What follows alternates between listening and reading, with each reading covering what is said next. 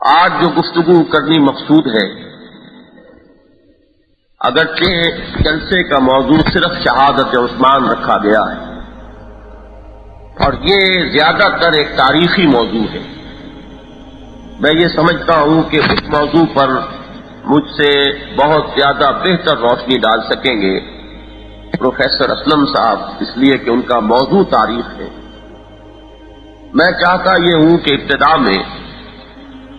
حضرت عثمان رضی اللہ تعالی عنہ کے مناقب اور فضائل کے بارے میں بھی کچھ بیان کیا جائے۔ اگرچہ باتیں بہت سی زبان زد ہو چکی ہیں، ابھی اس ننھی سی بچی نے جو تقریر کی تو تقریباً وہ تمام باتیں کہ جو عام طور پر اس سلسلے میں بیان کی جاتی ہیں وہ اس تقریر میں بھی آ گئی ہیں، لیکن جیسا کہ آپ میں سے اکثر حضرات کے علم میں ہوگا، میں قرآن مجید کا ایک ادنا طالب علم اور میں فضیلت کے اس موضوع کو بھی در حقیقت قرآن مجید ہی کی روشنی میں آپ کے سامنے رکھنا چاہتا ہوں۔ فضائل و مناقب حضرت عثمان رضی اللہ تعالی عنہ کے ضمن میں سب سے پہلی بات جو سب کو معلوم ہے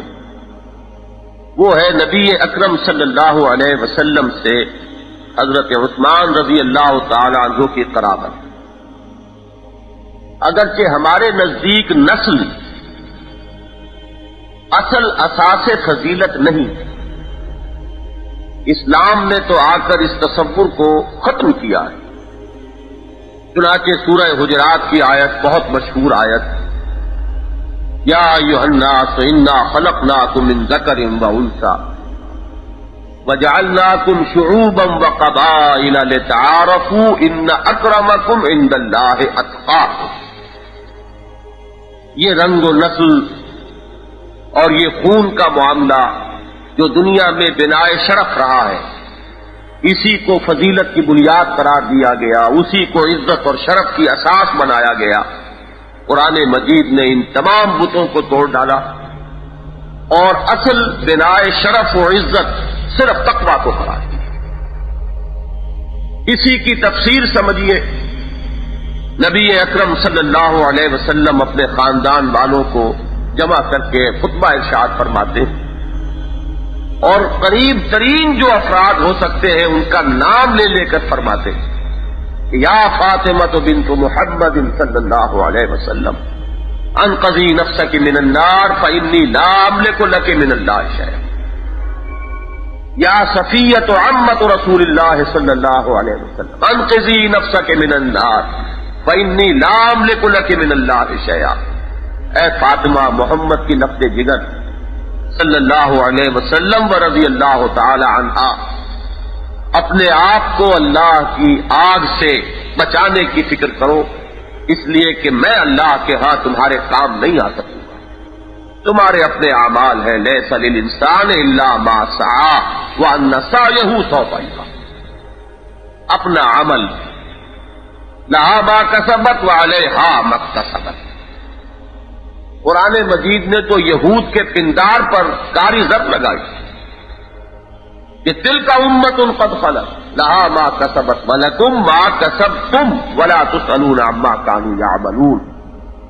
سورہ بقرہ کے 16ویں رکوع میں یہ آیت 2 مرتبہ ہے۔ تو معلوم ہوا کہ ہمارے نزدیک اصل بنائے شرف اور اصل بنائے فضیلت نسل نہیں ہے، خون نہیں۔ بھائی ہمارا 2 باتیں ہیں، نبی اکرم صلی اللہ علیہ وسلم سے تعلق، قرابت کا، رشتہ داری کا، چاہے کلی طور پر بنائے فضیلت نہ ہو لیکن من وجہ ایک فضیلت کی بنیاد ضرور۔ اور دوسری بات یہ کہ چونکہ ایک فرقے نے اسی چیز کو بنائے شرف بنایا اور اس کا اتنا چرچا کیا اور عوام کے ذہن چونکہ اس کو لپٹ کر قبول کرتے ہیں، لوگوں کا تصور یہی رہا ہے، تو عوام کی اس کمزوری سے فائدہ اٹھایا گیا۔ لہذا اس پہلو سے بھی اگر بات واضح کی جائے تو کوئی حرج نہیں کہ دوہرا دوہرا رشتہ بلکہ 13 رشتہ ہے حضرت عثمان کا رضی اللہ تعالی عنہ نبی اکرم صلی اللہ علیہ وسلم کے ساتھ۔ نجیب الطرفین قرشی ہیں، ان کی والدہ حضرت عروہ بنت ام حکیم بنت عبد المطلب، عبد المطلب کی نواسی ہے حضرت عثمان کی والدہ، اور نبی اکرم صلی اللہ علیہ وسلم عبد المطلب کے پوتے، گویا کہ حضور کے مابین اور حضرت عثمان کی والدہ کے مابین رشتہ جو ہے وہ پھوپھی ذات بہن اور ماموں ذات بھائی کا ہے۔ تو حضرت عثمان رضی اللہ تعالی عنہ اس نسبت سے حضور کے بھانجے۔ اور دوسرا معاملہ اس لیے کہ دامادی ہی کا معاملہ ہے جو بہت زیادہ اچھالا گیا، تو اگر یہ کوئی بناء فضیلت ہے تو حضرت عثمان رضی اللہ تعالی عنہ کو وہ فضیلت حضرت علی رضی اللہ تعالی عنہ کے مقابلے میں دو چند حاصل ہے۔ حضرت رقیہ کا نکاح ہوا حضرت عثمان کے ایمان لانے کے تقریباً فوراً بعد، اور پھر جب ان کا انتقال ہوا ہے غزوہ بدر کے زمانے میں، اور اس وقت حضرت عثمان رضی اللہ تعالی عنہ پر طبیعت میں وہ افسردگی اور پژمردگی تھی، مسجد نبوی کے دروازے پر حضور نے روکا ہے اور فرمایا ہے کہ یہ جبرائیل موجود ہے۔ جبرائیل اللہ کے ملائکہ مقربین میں سے وہ موجود ہیں، حضور دیکھ رہے ہیں، حضرت عثمان نہیں دیکھ رہے رضی اللہ تعالیٰ عنہ، یہ موجود ہیں اور یہ کہہ رہے ہیں کہ اللہ تعالیٰ نے ام کلثوم کا نکاح تم سے کر دیا ہے۔ گویا کہ حضرت عثمان رضی اللہ تعالی عنہ کا نکاح حضرت ام کلثوم رضی اللہ تعالی عنہ سے آسمان پر پہلے ہوا ہے اور زمین پر بعد میں۔ تو یہ معاملہ، اور ابھی بچی کی زبان سے آپ نے سن لیا کہ جب حضرت ام کلثوم کا انتقال ہوا ہے تو اس وقت مختلف روایات آئی ہیں، بعض میں تعداد 40 تک آئی ہے کہ اگر میرے 40 بیٹیاں بھی ہوتی تو میں یکے بعد دیگرے ان کو عثمان کے نکاح میں دیتا۔ اب آپ اس سے اندازہ کیجئے کہ نبی اکرم صلی اللہ علیہ وسلم کو کس قدر قرب اور کس قدر آپ راضی ہیں حضرت عثمان سے، کس قدر آپ کو حضرت عثمان رضی اللہ تعالی عنہ عزیز ہے۔ اس پہلو سے یہ جو ذو النورین کا لقب ہے حضرت عثمان کا، اگرچہ میں اس کے بعد دوسرے پہلو بھی آپ کے سامنے بیان کروں گا، لیکن اساسی طور پر، بنیادی طور پر اسی لیے ذو النورین قرار پائے کہ نبی اکرم صلی اللہ علیہ وسلم کی دو بنات، دو بیٹیاں رضی اللہ تعالی عنہما یکے بعد دیگرے حضرت عثمان کے نکاح میں آئے۔ تو معلوم ہوا کہ اگر جیسا کہ میں نے عرض کیا دامادی بناء فضیلت ہے تو پھر یہ فضیلت حضرت علی رضی اللہ تعالی عنہ کے مقابلے میں حضرت عثمان کو دو چند حاصل۔ یہ اس دور میں انتہائی جھٹائی اور جسارت اور بڑی ہی بے شرمی کے ساتھ تاریخ کو مسخ کرنے کی جو کوششیں ہو رہی ہیں، اور اس اعتماد پر ہو رہی ہیں کہ کسی بھی بات کو ذرا وقت گزر جائے تو اس بات میں ایک استناد کی کیفیت پیدا ہو جاتی ہے۔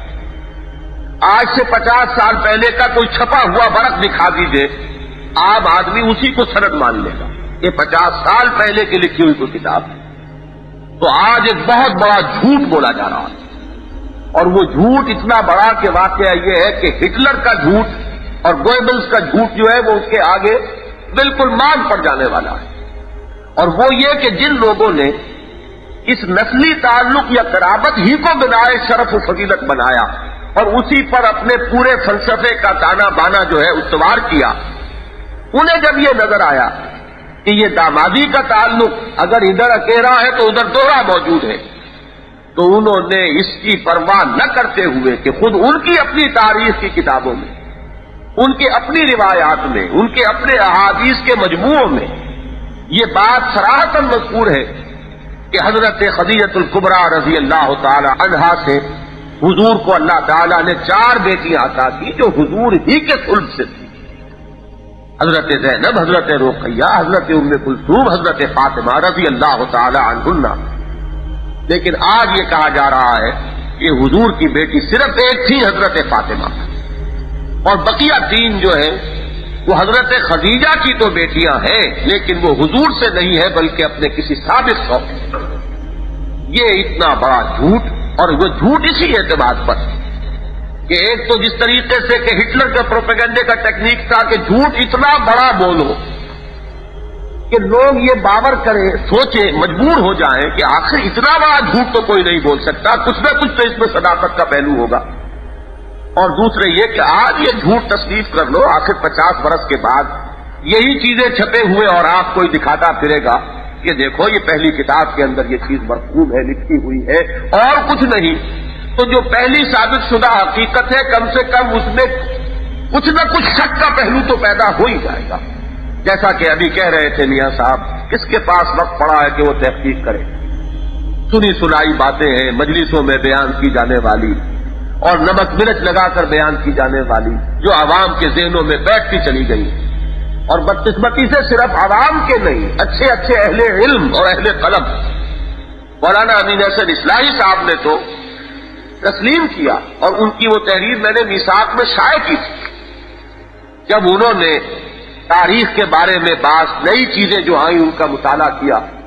تو انہوں نے باقاعدہ یہ چیز شائع کرائی میثاق میں کہ میں واقعتاً میں خود بھی چونکہ تاریخ کا طالب علم نہیں رہا تھا، لہذا میری زبان اور قلم سے بھی کچھ ایسے کلمات نکلتے رہے ہیں جو حضرت عثمان یا امیر معاویہ رضی اللہ تعالی عنہما ان دونوں کی شان میں کسی درجے میں گستاخی کے حامل نظر آتے ہوں. میں اپنی ان تمام تحریروں سے رجوع کرتا ہوں،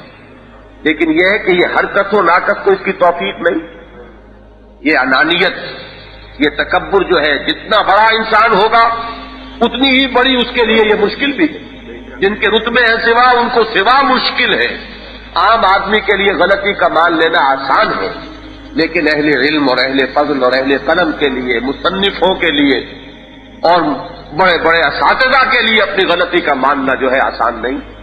تو واقعہ یہ ہے کہ تاریخ کو جو مس کیا گیا تو اس طرح کیا گیا، اس نے دھڑلے کے ساتھ کیا گیا اور اس طریقے سے باتیں زبان پر جاری کرا دی گئی اور اس طریقے سے لوگوں کے ذہنوں میں بٹھا دی گئی کہ بڑے بڑے مصنفین کے قلم سے وہ ٹپک پڑی ہے بغیر اس کے کہ ان کا کوئی ارادہ اس میں شامل ہو. اس سے بہت سی وہ چیزیں جو ہے عام ہو گئی کہ جن کا واقعہ یہ ہے کہ جب تاریخ کا محققانہ انداز میں مطالعہ کیا جائے تو معلوم ہو کہ بالکل ہی تصویر جو ہے وہ دوسری. تو میں جو عرض کر رہا تھا وہ یہ کہ قرابت نبی اکرم صلی اللہ علیہ وسلم کے ساتھ یقیناً بلا فضیلت ہے، لیکن یہ بھی معاملہ جو ہے بہرحال حضرت عثمان رضی اللہ تعالی عنہ کو دوہرا حاصل ہے حضرت علی کی نسبت رضی اللہ تعالی عنہ. لیکن اصل بلا فضیلت کیا ہے؟ عربی زبان کا ایک مشہور شعر ہے کہ ان الفتى من يقول ها انا ذا ليس الفتى من يقول كان ابي. ودرم سلطان بوت کہنے والوں کو تو کبھی بھی دنیا میں کوئی عزت والا مقام حاصل نہیں ہوا. سوال تو یہ کہ تورات کے تم کیا؟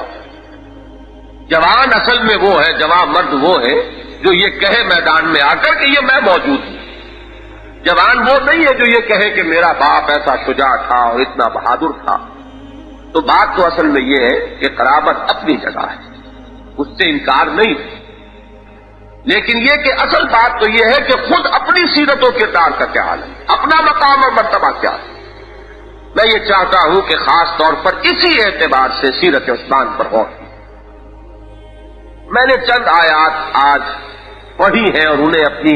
اس گفتگو کا یا گفتگو کے اس حصے کا عنوان بنایا. آپ کو معلوم ہے سورہ فاتحہ ہماری نماز کا جزو لازم ہے اور اس میں ہم ایک دعا اللہ سے کرتے ہیں اہدنا الصراط المستقیم صراط الذین انعمت علیہم. پروردگار ہمیں سیدھی راہ پر چلا،